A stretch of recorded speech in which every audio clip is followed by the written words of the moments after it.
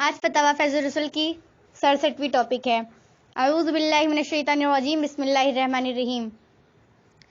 جماعت ہو رہی ہے اور مسجد میں نیچے جگہ نہیں ہے تو کیا بقیہ لوگ چھت پر نماز پڑھ سکتے ہیں؟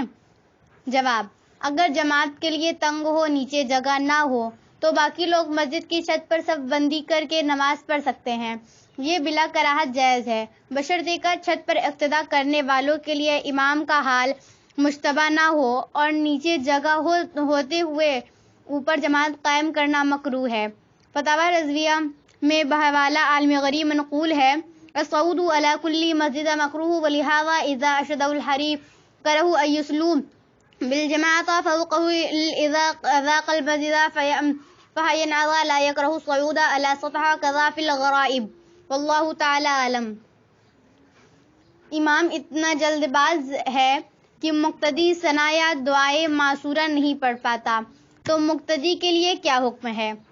جواب: امام کو اتنی جلدی نہیں کرنی چاہیے کہ مقتدی ثنا یا دعائے معصورہ نہ پڑھ سکے، اور پڑھنے میں اتنی دیر بھی نہ لگانی چاہیے کہ مقتدیوں پر گرا ہو۔ اگر امام نے قرات شروع کر دی اور مقتدی ثنا مکمل نہ کر سکا تھا تو چھوڑ دے۔ اسی طرح اگر دعائے معصورہ پوری نہ پڑھ سکا تھا کہ امام نے سلام پھیر دیا تو مقتدی بھی امام کے ساتھ سلام پھیر دے۔ لیکن اگر مقتدی التحیات و رسولہ تک نہ پڑھ سکا تھا کہ تیسری رکعت کے لیے امام کھڑا ہو گیا یا قعدہ اخیرہ میں سلام پھیر دیا تو مقتدی التحیات و رسولہ تک بغیر پڑھے نہ کھڑا ہو سکتا ہے، نہ سلام پھیر سکتا ہے۔ واللہ تعالی و رسولہ اعلی اعلم، جل جلالہ صلی اللہ تعالی علیہ وسلم۔ ہمارے گاؤں میں 2 سنت جماعت کی مسجد ہے اور دونوں سنت جماعت امام بھی مقرر ہیں۔ ایک مسجد ہمارے دروازے کے سامنے ہے اور دوسری مسجد گھر سے قریب 100 گز کے دوری پر ہے۔ نمازی کی تعداد دونوں میں برابر ہے اور سامنے والی مسجد میں اذان ہو رہی ہو تو کیا ہم دور والی مسجد میں نماز جا کر ادا کریں یا گھر کے سامنے والی مسجد میں؟ امام کہتا بھی ہے: اگر مجھ میں کسی قسم کی خرابی پائی جائے تو آپ ہی نماز پڑھا سکتے ہیں، پھر وہ اس مسجد میں نماز نہیں پڑھتا ہے، یعنی گھر کے سامنے والی مسجد میں۔ اب اس کا فیصلہ آپ کو کرنا ہے، ویسے تو ہم کہیں بھی نماز پڑھ سکتے ہیں۔ جواب: قریب کی مسجد کی جماعت کو چھوڑ کر دور کی مسجد میں جانے والا اگر اس مسجد کا امام یا مؤذن یا مقیم جماعت ہو، یعنی اس کے نہ جانے کے سبب جماعت میں خلل کا اندیشہ ہو یا کوئی اور وجہ شرعی ضروری ہو تو دور کی مسجد میں جانا ضروری ہے، اور اگر کوئی وجہ شرعی نہ ہو تو قریب کی مسجد کو چھوڑ کر دور کی مسجد میں جانا بہتر نہیں۔ واللہ اعلم بالصواب۔ ہمارے یہاں دیہاتوں میں بعض جگہوں پر بعد نماز جمعہ فوراً دوبارہ تکبیر کہی جاتی ہے اور اسی مصلی و مقام پر 4 رکعت نماز فرض ظہر بجماعت پڑھی جاتی ہے۔ اس پر کچھ لوگوں کا اعتراض ہے، لہٰذا ایسی صورت میں دریافت طلب امر یہ ہے کہ جمعہ کی نماز کافی ہے یا ظہر کی نماز بجماعت پڑھنا ضروری ہے؟ اس سلسلے میں شریعت مطہرہ اور علماء جمہور کا کیا حکم ہے؟ آگاہ فرمائیں۔ جواب: بالاتفاق علماء حنفیہ دیہات میں جمعہ کی نماز کافی نہیں، مگر جہاں عوام پڑھتے ہوں انہیں منع نہ کیا جائے کہ وہ مسجد طرح بھی اللہ و رسول کا نام لے، غنیمت ہے۔ ہدایہ جلد اول میں ہے: لا تصح الجمعۃ الا فی مصرع جامع او مصلی المصرع ولا تجوز فی القرى لقولہ علیہ السلام لا جمعۃ ولا تشریق ولا الضحى الا فی مصرع جامع۔ لہذا دیہات میں جمعہ کی نماز پڑھنے سے ظہر کی فرض نماز ساقط نہ ہوگی بلکہ اس کا پڑھنا ضروری ہے، تو اسے اور دونوں کی طرح جماعت ہی سے پڑھیں کہ جماعت پر قادر ہوتے ہوئے فرض تنہا پڑھنا گناہ۔ اس لیے جو لوگ جمعہ کے دن بھی 4 رکعت نماز ظہر پڑھتے ہیں وہ حکم شرع پر عمل کرتے ہیں، اور جو لوگ اس پر اعتراض کرتے ہیں وہ غلطی پر ہیں۔ اس مسئلے کی تفصیل کے لیے فتاوی رضویہ جلد سوم 704 صفحے کا مطالعہ کریں۔ وہو تعالی اعلم۔ زید ایک مرتبہ پالن حقانی کی تقریر میں اس خیال سے گیا کہ وہ کیا کہتا ہے، اس کی تقریر کیسی ہے۔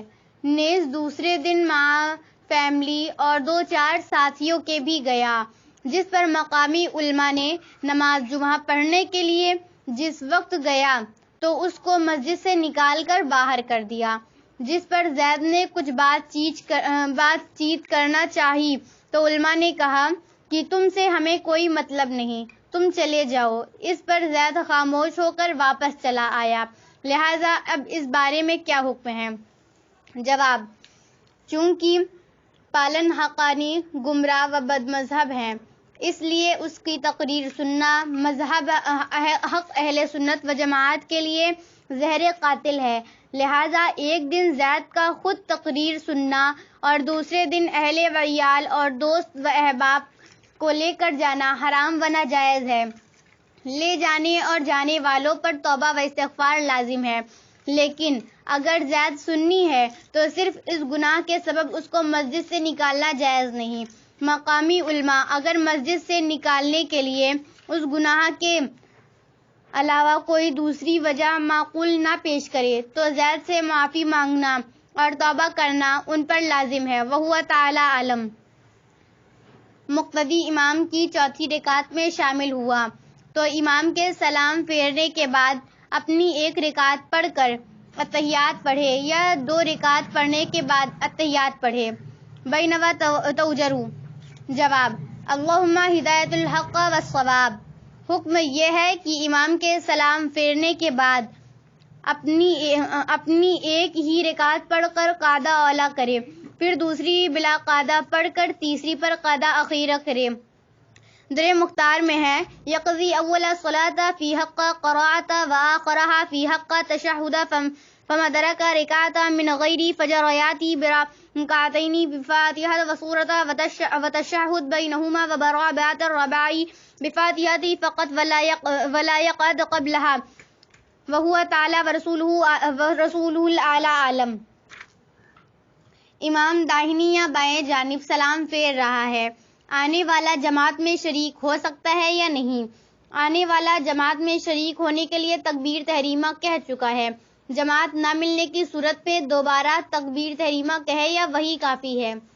جواب: اگر امام پر سجدہ سہو واجب تھا جس کے لیے وہ اپنی داہنی جانب سلام پھیر رہا تھا، یا اسے سہو ہونا یاد نہ تھا، اس لیے وہ بے نیت قطع داہنی جانب سلام پھیرنے کے بعد بائیں جانب کے سلام میں مصروف تھا، پھر کوئی فعل منافی نماز کرنے سے پہلے سجدہ کر لیا، تو ان دونوں صورتوں میں سلام پھیرنے کے وقت آنے والا جماعت میں شریک ہوگا تو اس کی اقتدا صحیح ہو جائے گی۔